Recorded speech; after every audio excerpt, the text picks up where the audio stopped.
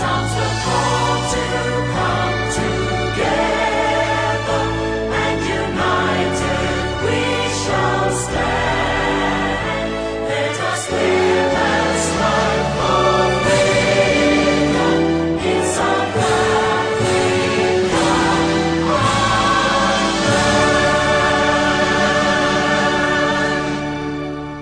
So my name is Robert Fox. I graduated the same year as Chad, 2016, from the MLPD program. My background, I grew up on the Gulf Coast of Texas, and I actually spent about 9.5 years in uniform. Went to the Naval Academy for my undergrad and was a Marine Corps platoon commander for a while. And so I've got to say right off the bat, it's an incredible privilege to be able to come up here and share thoughts on CMAI as a whole, on all the different team members that Chad and I and all the other guys that are up here, all the other guys we got to meet, and specifically Dr. Mulder. I mean, I can't say enough. The cup's kind of overflowing right now, if you can't tell.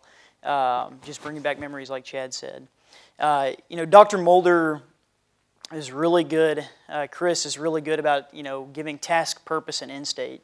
And those are three things that, as a Marine Corps leader, you're always taught. It's task, purpose, and end state. When you're dealing with other people, you've got to lay out exactly what the work that's expected of you is.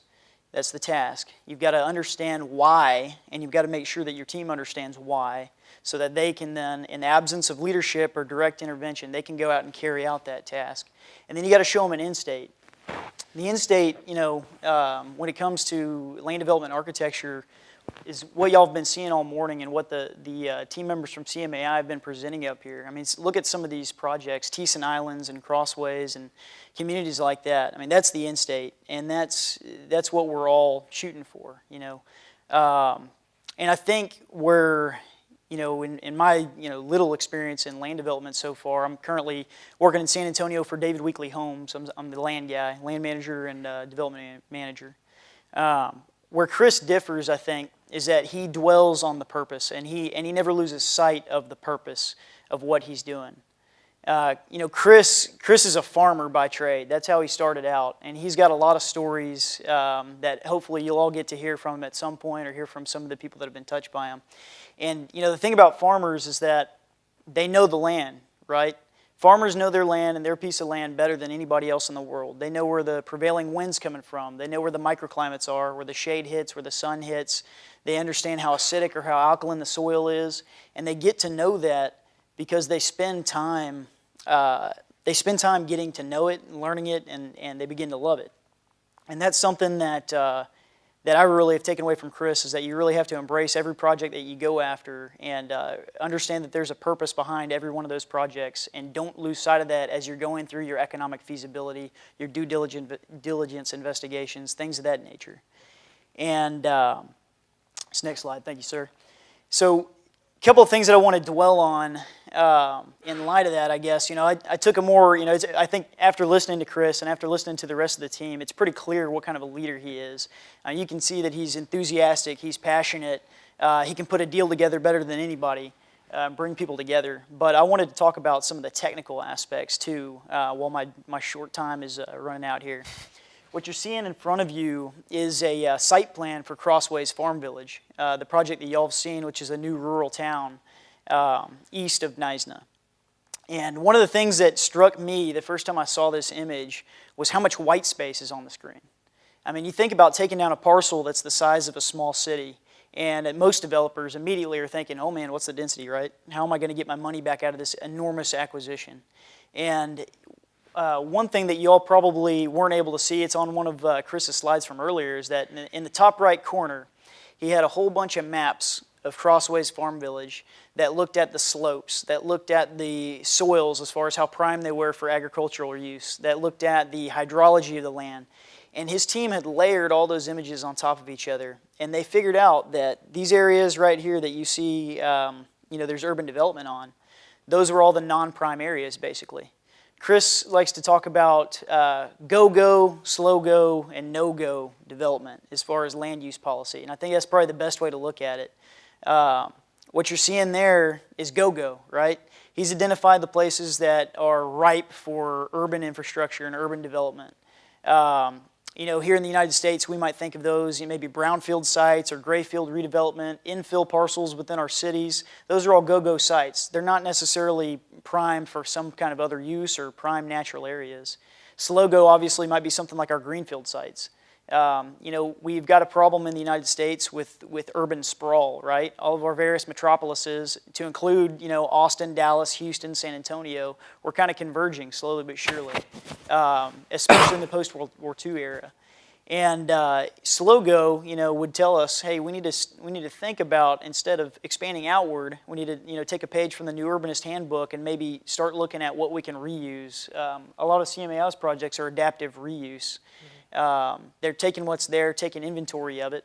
And a lot of times what I found in San Antonio working on infill projects with David Weekley Homes is that you can get steals on some of those properties, and then you can turn around, flip them, maybe remediate them if they have copper chromium arsenate or whatever it was with Teeson Islands, and do something that's really spectacular. And then you've got no-go. In Crossways, a lot of the white space that you see there is no-go, and that's USDA prime land, right? That's best served for in an agricultural use or in a natural state or something similar. And I just thought it's an interesting way to look at context-sensitive design. And I guess the last thing that I'd like to speak about, actually, here's a couple of images of Crossways in action too. The Castle Hill concept that y'all saw earlier, there it is built out in living color. And here's an image of a community in Elgin. It's also an agrarian community that I worked on before I joined Weekley Homes, where they've taken some of the same principles. It's not laid out as well necessarily as how CMAI might do it, but you got density where density belongs, and you've got open space where open space belongs. Last concept that I think is really peculiar to CMAI is that this concept of new ruralism is important. In the United States, for the first time in the last probably 40 years, in 2012, we started having a resurgence in young farmers. Texas A&M is an agricultural college, and we've seen generation upon generation of farmers for the last few decades peter out and leave the land, right? But for the first time, we've got young farmers that are picking up the shovel and getting after it themselves. And so, Chris and I have talked about, while I was in South Africa, the fact that organic agriculture really doesn't lend itself to a industrial scale. It's going to be these small farms that continue pushing that ball forward, I guess. And you've got to give those guys and girls a place to work and a place to live. And this concept of new ruralism does that. You put density where density belongs, and you maintain the best features of urbanism, but you integrate them perfectly into the natural world. And so, that being said, these are a few images from our trip from South Africa. Yeah, you see Chris in his natural element, enjoying himself in Teeson Islands. Chad and I got to go on a little boat ride with him, and then some of the members of the team, including Leon there with the mohawk, I think. So, incredible journey. Chris, I can't thank you enough for your time. Good afternoon. My name is Justin Patton. I'm a second semester MLPD student. My question is for Robert Fox, actually. As far as developing in the middle of the market, it's very safe as far as risk, but it's maybe not as high as far as leadership. Where are you getting your incentive with David Weekley Homes to have a niche market as far as developing in lower income or maybe middle income housing? Yeah, so I don't know if this thing's on or not.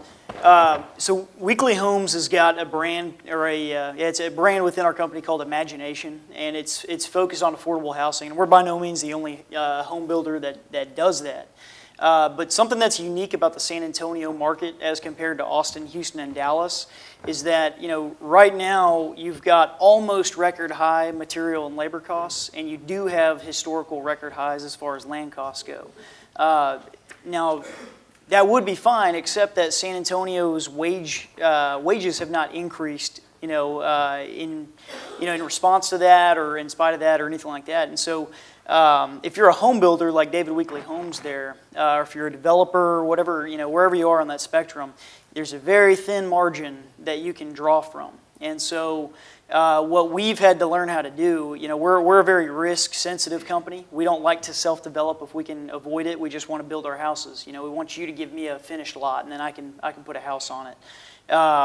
As Max is starting to learn, right? But we don't want to hold land, because when a market tanks, those are the guys that go belly up, because you're holding a lot of land, you're speculating on it, and you're hoping that vision 5 years from now is going to come to fruition. So we've learned to self-develop. And what that allows us to do is kind of cut the middleman out, cut a lot of the developers out.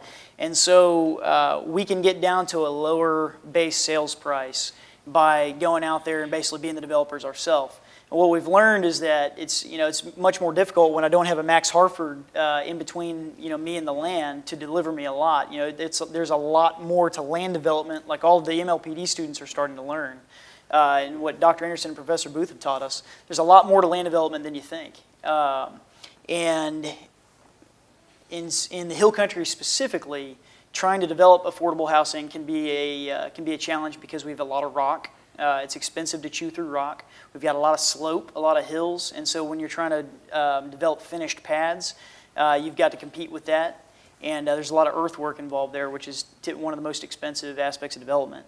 So full circle, what we're really focused on in San Antonio now is going out kind of on the east side of town or on the south side of the city and things like that, and finding some of this kind of east of the Balcones Escarpment farmland, some of the suburbs and suburban areas like Cibolo, Schertz, Universal City, where there's good flat land, where we can create a little bit of slope and get it to drain at least if there's no slope there, and then we don't have to contend with that so much.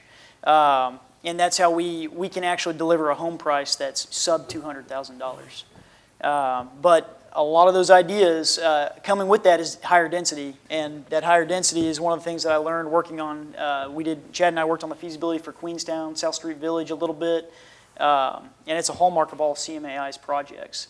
So, thank you. Sounds a call to come together.